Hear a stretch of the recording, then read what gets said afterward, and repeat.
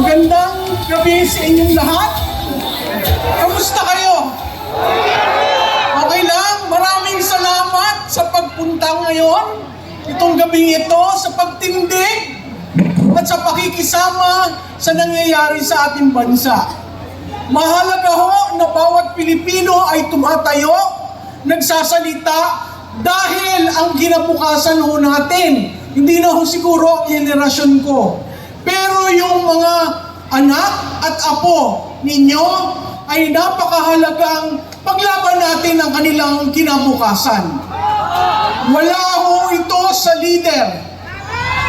Nasa sa atin ho dahil tayo ang nagbigay ng mandato sa lahat ng nahalal.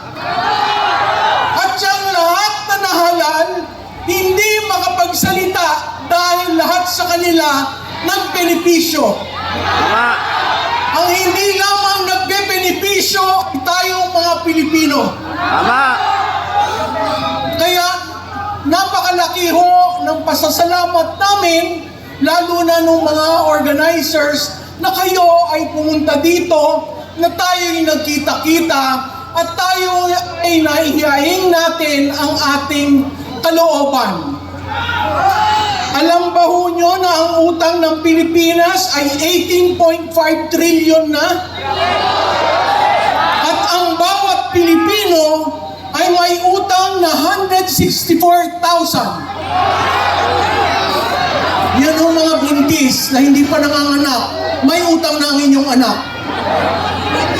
At ang bawat pamilyang Pilipino ay may utang na 674,750. Ang laki ho, no? Pero ang pagbabayad ng VAT, tayo rin ho yun. Tama ho? Pag tayo ay bumili, may VAT. Pag tayo ay nagbayad ng elektrisidad, may VAT. Pag tayo ay online, gusto na rin nilang ilagyan ng VAT. Okay? Ba't ganon, sabi ni Sir? Tama ho yun. Kaya kailangan ang gobyerno ay maging responsable at accountable sa taong bayan.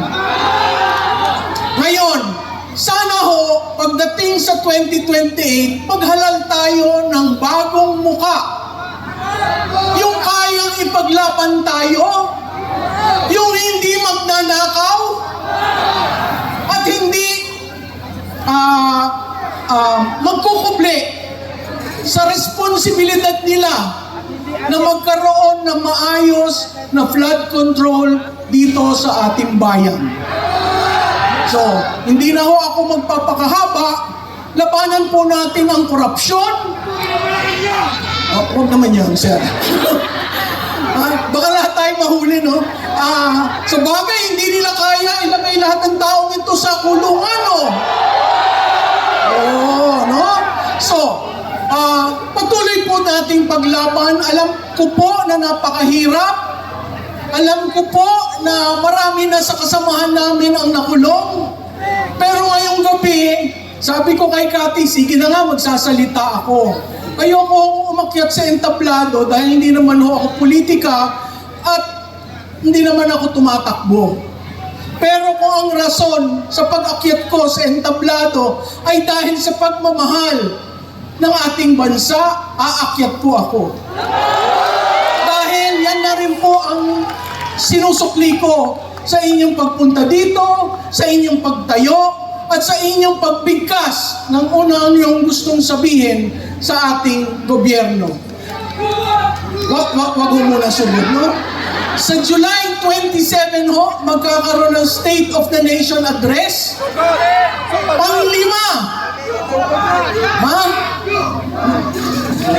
Naalala nyo ang sinabi niya, mahiya naman kayo. Isang taon na ho, hindi ho nahihiya ang ating nahalal. So, ano ang ating mensahe?